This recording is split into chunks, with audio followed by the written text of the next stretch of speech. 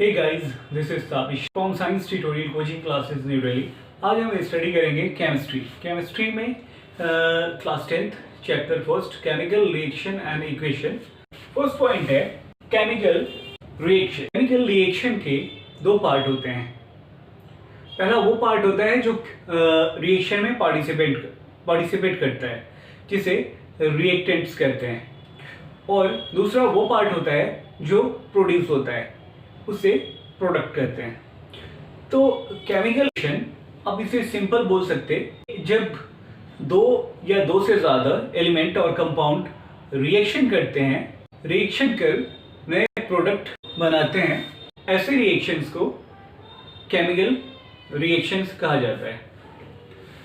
अगर इसका डेफिनेशन देखें, a process in which chemical transformation of one set chemical substances to another। chemical reaction में बहुत सारे permanent changes आते हैं, like change in state, change in color, evolution of gas, change in temperature। reaction के बाद chemical के change form हो सकते हैं, like हाइड्रोजन और ऑक्सीजन जब रिएक्शन करते हैं तो वाटर का फॉर्मेशन होता है। हाइड्रोजन ऑक्सीजन दोनों गैसेस फॉर्म में होता है, लेकिन रिएक्शन के बाद जो प्रोडक्ट बनता है वो वाटर लिक्विड फॉर्म में होता है। चेंज इन कलर, अगर वुड को जलाओ, जब वुड जलता है तो जलने के बाद वो कार्बन में चेंज हो जाता है और वो ब्लैक कलर का हो जाता है, तो जो वो वुड के कलर से डिफरेंट होता है। इवोल्यूशन ऑफ गैस, ओके, आपने अगर वुड को जलाओगे तो कार्बन डाइऑक्साइड गैस प्रोड्यूस होता है, सेम है। चेंज इन टेम्परेचर, टेम्परेचर में चेंजेस हो सकते हैं, जैसे आप किचन में ब्यूटेन को बर्न करते हो, जिसे एलपीजी कहते हैं। LPG is a liquefied petroleum gas, okay. Actual में ये ब्यूटेन होता है जो नॉर्मल ब्यूटेन और आइसोब्यूटेन का मिक्सचर होता है। एलपीजी एक tasteless, colourless and smell-less gas होता है। एक्सीडेंट से सेफ्टी के लिए इसमें सल्फर का एक कंपाउंड होता है, एथिल मरकैप्टन, जो बहुत तीखा स्मेल वाला होता है, उससे एलपीजी में मिक्स कर दिया जाता है एक्सीडेंट से बचने के लिए। तो एलपीजी गैस आप जब जलाते हो तो क्या होता है कि एलपीजी जब बर्न होता है तो उसमें बहुत ज़्यादा क्या हीट निकलता है, टेम्परेचर में चेंजेस होते हैं। सेकंड पॉइंट है केमिकल इक्वेशन। केमिकल रिएक्शन के लिखने के फॉर्म को केमिकल इक्वेशन कहा जाता है। कार्बन C, ऑक्सीजन O2, ये रिएक्शन कर कार्बन डाइऑक्साइड और एनर्जी बनाते हैं, इसे हम सिंबॉलिक लिखते हैं। तो आपको ध्यान ये रखना है कि जो भी एलिमेंट और कंपाउंड हो उसके नेम नीचे में लिखने होते हैं, like carbon, oxygen, carbon dioxide. Third point है बैलेंस्ड केमिकल इक्वेशन। आपने 9th क्लास में स्टडी की होगी law of conservation of energy, जिसका स्टेटमेंट था कि energy can neither be created not be destroyed but it can be changes from one form to another form. Energy को न बनाया जा सकता है न मिटाया जा सकता है, बट इसे एक फॉर्म से दूसरे फॉर्म में चेंज किया जा सकता है। Same as law of constant proportion के नाम से जाना जाता है, जिसे लेवोजियर और प्राउस्ट ने दिया था, जिसका स्टेटमेंट था कि mass can neither be created nor be destroyed in a chemical reaction. Mass को किसी केमिकल रिएक्शन में न बनाया जा सकता है न मिटाया जा सकता है। रिएक्शन से पहले और रिएक्शन के बाद जो मास होता है वो कांस्टेंट होता है, वो फिक्स होता है। इसलिए किसी भी केमिकल इक्वेशन को लिखने के बाद उसे बैलेंस करना जरूरी होता है। बस एग्जांपल है, देखिए सिंपल एक इक्वेशन मैंने लिया, हाइड्रोजन ऑक्सीजन जब रिएक्शन करते हैं तो वाटर बनाते हैं, और सपोज कीजिए कि ये LHS पार्ट है और ये RHS है। तो LHS और RHS के नंबर ऑफ एटम सेम होने चाहिए, इक्वल होने चाहिए। तो हाइड्रोजन के 2 एटम है, हाइड्रोजन के 2 एटम है, ऑक्सीजन के 2 एटम है, ऑक्सीजन के 1 एटम है, ओके। तो ऑक्सीजन के 2 होने चाहिए, 2 करने के लिए मैंने 2 यहाँ ऐड किया, ओके। तो अब ये ऑक्सीजन के 2 हो गए, बट हाइड्रोजन के 2 2 4 हो गए। तो हाइड्रोजन ये कितने हैं, 2 हैं, इसे भी 4 करने होंगे, देन ये मैंने 2 ऐड कर दिया तो हाइड्रोजन के भी 4 हो गए, तो अब इक्वल हो गए, ये बैलेंस्ड इक्वेशन हो गया। ओके, सेम एज देखिए एग्जांपल है zinc Zn sulphuric acid H2SO4 जिसे हाइड्रोजन सल्फेट भी कहते हैं, ये रिएक्शन करने के बाद जिंक सल्फेट और हाइड्रोजन गैस प्रोड्यूस करता है। ओके, तो इसमें जिंक के एक एटम है, तो जिंक के एक एटम है, हाइड्रोजन के 2 हैं तो हाइड्रोजन के 2 हैं, सल्फर के 1 हैं, सल्फर के 1 हैं, ऑक्सीजन के 4 हैं, ऑक्सीजन के 4 हैं। मतलब ये है कि ये इक्वेशन बैलेंस्ड है, इसे बैलेंस करने की जरूरत नहीं है। जब आयरन Fe वाटर से रिएक्शन करता है H2O, तो आयरन ऑक्साइड Fe3O4 बनाता है और हाइड्रोजन गैस रिलीज होती है। इसमें आयरन के 3 एटम है, तो आयरन के मैंने 3 ऐड कर दिया, तो आयरन के 3 हो गए। सेम एज ऑक्सीजन के 4 हैं, तो मैंने यहाँ 4 ऐड किया, ऑक्सीजन के 4 हो गए। अब हाइड्रोजन के 4 2 8 हो गए, तो हाइड्रोजन के यहाँ 2 एटम है, इसे 8 बनाने के लिए यहाँ 4 ऐड कर दिया मैंने, तो हाइड्रोजन के भी 4 2 8 हो गए। नेक्स्ट पॉइंट है फोटोसिंथेसिस।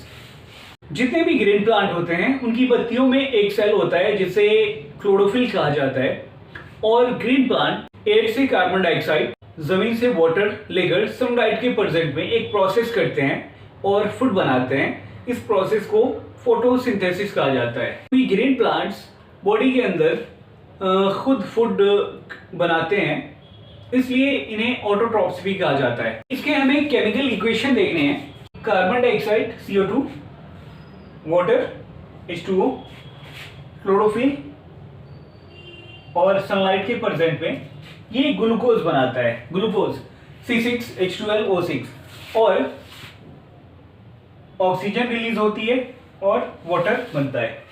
ओके, इस इक्वेशन को बैलेंस करने के लिए देखिए कार्बन के 6 एटम है, तो मैंने यहाँ 6 ऐड कर दिया, हाइड्रोजन के 12 एटम है, तो मैंने यहाँ 12 ऐड कर दिया। ऑक्सीजन के देखिए 6 2 12, ऑक्सीजन के 12 भी हो गए और ऑक्सीजन के ये 12 एटम हो गए, तो 24 हो गए। तो ऑक्सीजन के हमें 24 करने हैं, तो ऑक्सीजन के 6 यहाँ है और 6 मैंने यहाँ ऐड कर दिया, तो 6 2 12 हो गए, 12 और 6 18 हो गए, और 6 यहाँ ऐड कर दिया मैंने, तो 6 ये हो गए, तो 18 और 6 24 हो गए। आपने केमिकल इक्वेशन में देखा होगा, लेटर में साइड में लिखा होता है, जैसे देखिए यहाँ AQ है, एक्वस हुआ, सॉलिड के लिए S होता है, गैस के लिए स्मॉल g होता है, ये एक्वस होता है।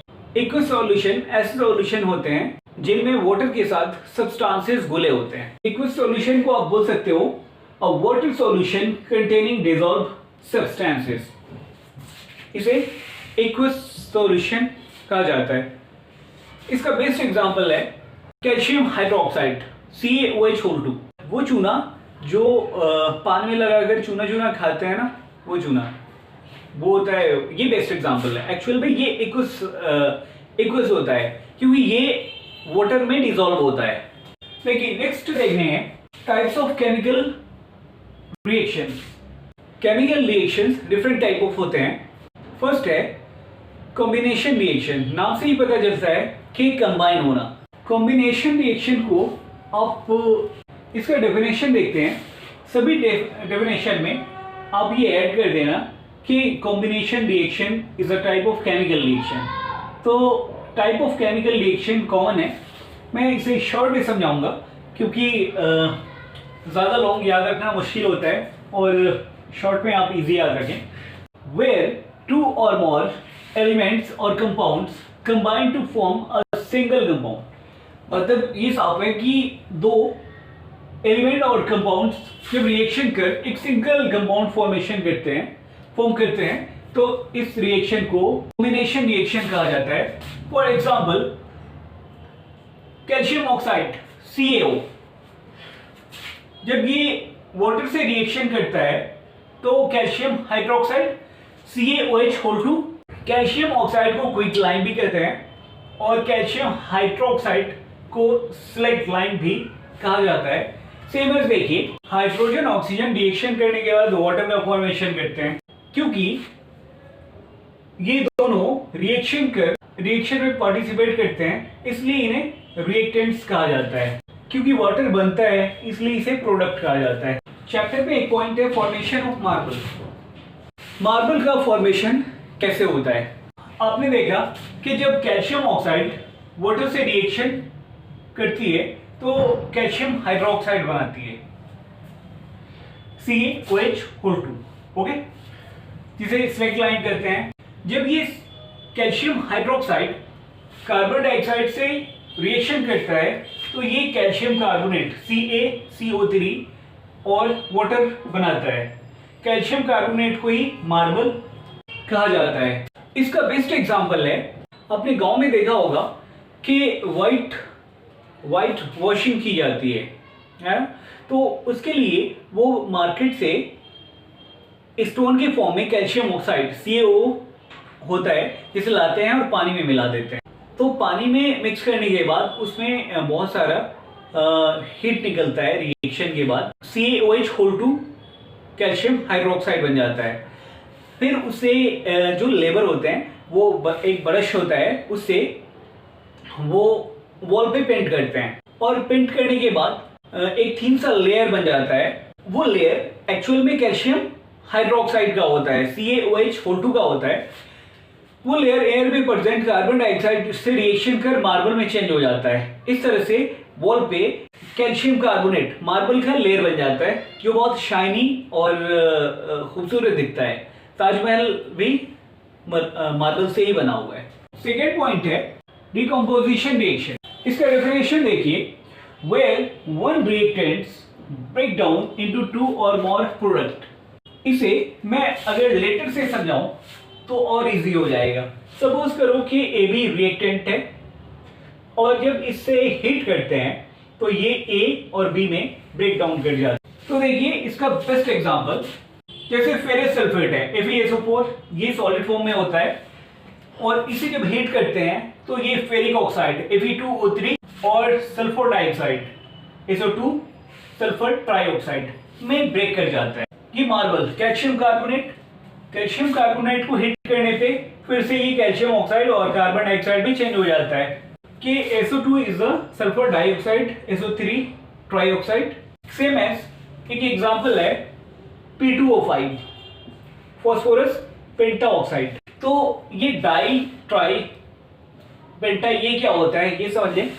आप 10 तक याद रखो, मोनो, डाई, ट्राई, टेट्रा, पेंटा, हेक्सा, हेप्टा, ऑक्टा, नोना, डेका, ये 10 तक हैं।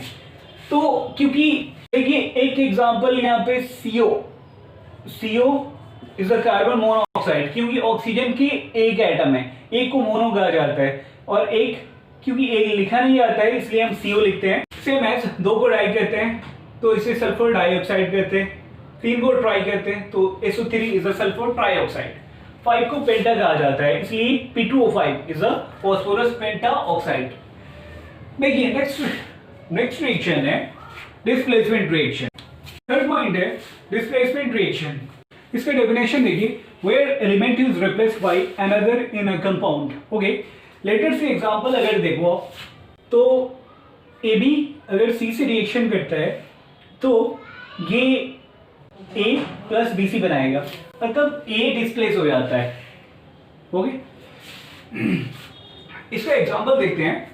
जैसे देखिए आयरन है Fe, ये copper sulphate CuSO4 copper sulphate से रिएक्शन करता है तो ये FeSO4 आयरन सल्फेट बनाता है और प्लस में ये कॉपर डिस्प्लेस हो जाता है। सेम एज जिंक Zn, ये कॉपर सल्फेट से रिएक्शन करने के बाद ये जिंक सल्फेट और कॉपर बनाता है, यहाँ पर कॉपर डिस्प्लेस हो जाता है। देखिए नेक्स्ट है डबल डिस्प्लेसमेंट रिएक्शन। ओके, इसका डेफिनेशन देखिए, where 2 compounds react by an exchange of ions to form 2 new compounds। अगर इसे लेटर से समझा जाए तो AB और CD रिएक्शन करते हैं और ये AD और CB बनाते हैं। मीन्स A का कॉम्बिनेशन D से हो जाता है और B का कॉम्बिनेशन C से हो जाता है। इस तरह से ये दो कंपाउंड डिस्प्लेस हो जाते हैं। इसलिए क्योंकि यहाँ पर दो कंपाउंड्स डिस्प्लेस होते हैं, इसलिए इसे डबल डिस्प्लेसमेंट रिएक्शन कहा जाता है। इसका एग्जांपल देखिए, जैसे सोडियम सल्फेट है, ओके, सोडियम सल्फेट Na2SO4 और ये बेरियम क्लोराइड BaCl2 से रिएक्शन करता है और रिएक्शन करने के बाद ये बेरियम सल्फेट बनाता है और NaCl ये सॉल्ट है, सोडियम क्लोराइड बनाता है। यहाँ पर दो एलिमेंट डिस्प्लेस हो जाते हैं, सेम एज HCl ये हाइड्रोक्लोरिक एसिड है और ये NaH सोडियम हाइड्रोक्साइड से रिएक्शन करने के बाद ये सोडियम क्लोराइड और वाटर बनाता है। नेक्स्ट है ऑक्सीडेशन एंड रिडक्शन। ऑक्सीडेशन ऐसे केमिकल रिएक्शंस को कहते हैं जिसमें ऑक्सीजन का एडिशन होता है और रिडक्शन ऐसे केमिकल रिएक्शंस को कहते हैं जिसमें ऑक्सीजन का रिडक्शन होता है। ओके, फॉर एग्जांपल देखिए, जैसे देखिए ये कॉपर है, कॉपर जब ऑक्सीजन से रिएक्शन करता है तो ये कॉपर ऑक्साइड बनाता है। ओके, ये 2 और ये 2 मैंने बैलेंस करने के लिए लगाया है। तो यहां पर आप देख सकते हो ऑक्सीजन ऐड हो गया। सेम एज आप देखिए ये कॉपर ऑक्साइड है और जब ये हाइड्रोजन से रिएक्शन करता है तो ये कॉपर सेपरेट हो जाता है और वाटर बनता है। ये ऑक्सीजन यहां से रिमूव हो गया, देखो वो था, तो ये ऑक्सीजन रिमूव हो गया, इसलिए इसे बोलते हैं रिडक्शन। ये एग्जांपल ऑफ रिडक्शन है। तो सिंपल इसका डेफिनेशन अगर आप चाहो तो बोल सकते हो कि oxidation is a type of chemical reaction in which adding of oxygen O2 of a compound, same as reduction का। देखिए नेक्स्ट पॉइंट है रेडॉक्स रिएक्शन। रेडॉक्स रिएक्शन ऐसे केमिकल रिएक्शंस को कहा जाता है जिनमें ऑक्सीडेशन और रिडक्शन दोनों होता है। कॉपर ऑक्साइड जब हाइड्रोजन से रिएक्शन करता है तो ये कॉपर में चेंज हो जाता है और वाटर का फॉर्मेशन होता है। ये कॉपर ऑक्साइड से कॉपर बन जाता है, तो यहाँ पे ऑक्सीजन रिड्यूस हो गया, दैट मीन्स रिडक्शन हो गया। सेम एज ये हाइड्रोजन से H2O में चेंज हो जाता है, तो यहाँ पर ऑक्सीजन ऐड हो गया, इस तरह ऑक्सीडेशन होता है। तो ये एक रेडॉक्स रिएक्शन है। नेक्स्ट पॉइंट है रेस्पिरेशन। रेस्पिरेशन एक केमिकल रिएक्शन होता है, इसे स्लो कंबशन भी बोलते हैं क्योंकि ये बहुत धीरे धीरे होता है। ये एक बहुत लॉन्ग प्रोसेस है, लेकिन शॉर्ट में समझने के लिए कि जितने भी ह्यूमन बीइंग हैं, ये जब खाना खाते हैं उनमें कार्बोहाइड्रेट होता है, उनमें ग्लूकोज होता है और ये ग्लूकोज ऑक्सीजन से रिएक्शन करता है, मतलब ऑक्सीडेशन होता है। ऑक्सीडेशन होने के बाद हम CO2 रिलीज करते हैं और एनर्जी रिलीज होता है और वाटर का फॉर्मेशन होता है। इसका इक्वेशन हमें इस चैप्टर में देखना है। तो देखिए इसका इक्वेशन जो है, केमिकल इक्वेशन, वो है कि ग्लूकोज, ये ग्लूकोज है, ग्लूकोज हम जब खाना खाते हैं तो उनमें ग्लूकोज होता है और ये ऑक्सीजन के साथ रिएक्शन करता है। रिएक्शन करने के बाद और साथ में हम वाटर भी लेते हैं, पानी पीते हैं, तो करने के बाद CO2 रिलीज होता है और वाटर बनता है और एनर्जी रिलीज होती है। ये 6 ये मैंने बैलेंस किया है, ये भी बैलेंस किया है, ये भी बैलेंस किया है और ये 12 भी बैलेंस किया है, सेम एज जैसे मैंने फोटोसिंथेसिस में किया था, सेम एज किया है। नेक्स्ट पॉइंट है करोजन। तो जब आयरन वाटर से रिएक्शन करता है तो आपने देखा होगा कि जो लोहे की चीजें होती हैं होगा कि धीरे धीरे रेडिश ब्राउन कलर का एक लेयर धीरे धीरे वो हटता रहता है।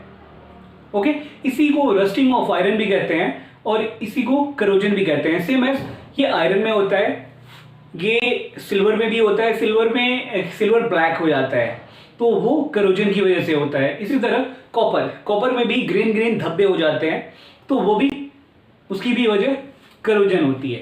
करोजन का इक्वेशन देखिए, ये आयरन है। जब आयरन मॉइस्ट एयर ऑक्सीजन से रिएक्शन करता है तो ये Fe2O3 ये आयरन ऑक्साइड बनाता है। लास्ट पॉइंट है रैंसिडिटी।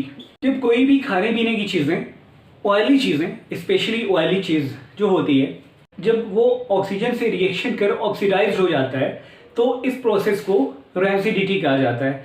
ओके गाइज, तो ये फुल चैप्टर मैंने इसे एक्सप्लेन कर दिए और इसे लाइक, शेयर और सब्सक्राइब किए।